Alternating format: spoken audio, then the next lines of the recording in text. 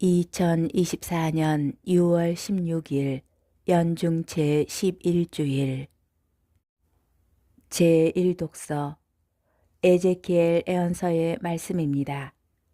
주 하느님이 이렇게 말한다. 내가 손수 높은 향백나무의 꼭대기 순을 따서 심으리라. 가장 높은 가지들에서 연한 것을 하나 꺾어 내가 손수 높고 우뚝한 산 위에 심으리라. 이스라엘의 드높은 산 위에 그것을 심어 놓으면 해가지가 나고 열매를 맺으며 훌륭한 향백나무가 되리라. 온갖 새들이 그 아래 깃들이고 온갖 날짐승이 그 가지 그늘에 깃들이리라. 그제야 들의 모든 나무가 알게 되리라. 높은 나무는 낮추고 낮은 나무는 높이며 푸른 나무는 시들게 하고 시든 나무는 무성하게 하는 이가 나 주님임을 알게 되리라. 나 주님은 말하고 그대로 실천한다. 주님의 말씀입니다. 제2독서 사도 바오로의 고린토이서 말씀입니다. 형제 여러분, 우리가 이 몸 안에 사는 동안에는 주님에게서 떠나 살고 있음을 알면서도 우리는 언제나 확신에 차 있습니다. 보이는 것이 아니라 믿음으로 살아가기 때문입니다. 우리는 확신에 차 있습니다.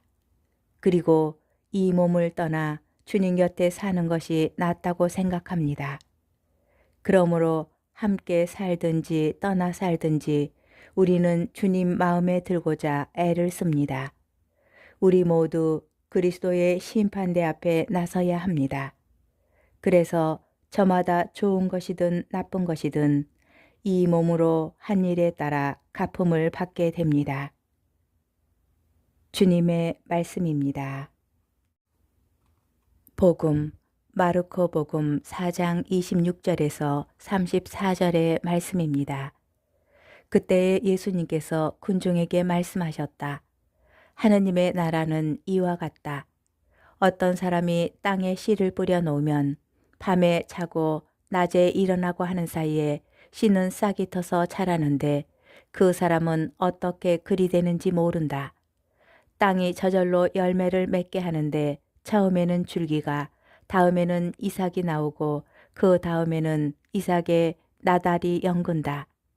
곡식이 익으면 그 사람은 곧 낫을 댄다. 수확 때가 되었기 때문이다. 예수님께서 다시 말씀하셨다. 하느님의 나라를 무엇에 비길까? 무슨 비유로 그것을 나타낼까? 하느님의 나라는 겨자씨와 같다. 땅에 뿌릴 때에는 세상의 어떤 씨앗보다도 작다. 그러나 땅에 뿌려지면 자라나서 어떤 풀보다도 커지고 큰 가지들을 뻗어 하늘의 새들이 그 그늘에 깃들일 수 있게 된다. 예수님께서는 그들이 알아들을 수 있을 정도로 이처럼 많은 비유로 말씀을 하셨다. 비유를 들지 않고는 그들에게 말씀하지 않으셨다. 그러나 당신의 제자들에게는 따로 모든 것을 풀이해 주셨다. 주님의 말씀입니다. 오늘의 묵상. 오늘 복음에서 예수님께서는 겨자씨의 비유를 들려주십니다. 겨자씨는 어떤 씨앗보다도 작지만 자라나면 어떤 풀보다도 커지고 큰 가지를 뻗어 하늘의 새들이 그 가지에 깃들이게 됩니다.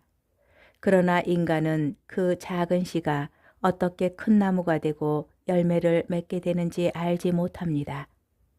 작은 겨자씨가 뿌려진다는 것은 우리가 삶에서 행하는 작은 실천을 떠올리게 합니다.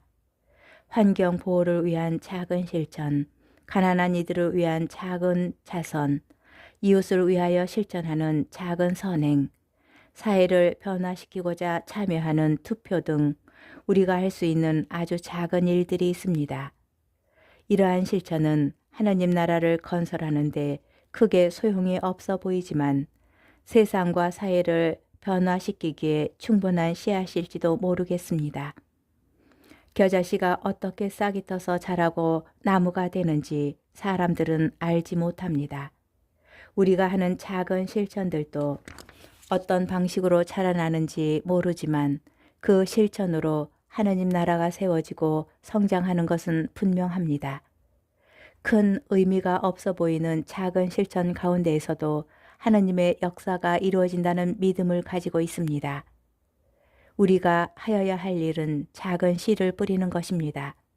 씨를 뿌리는 일이 소용없다고 여기며 소비주의나 이기주의의 거대한 흐름에 몸을 맡기고 무기력하게 살아갈지, 그러지 않으면 그 흐름에 맞서 그리스도교적 가치를 선택하고 살아갈지 결단을 내려야 합니다. 그 흐름을 거스르는 실천 하나가, 작지만 위대한 선택 하나가 세상을 바꿀 수 있습니다.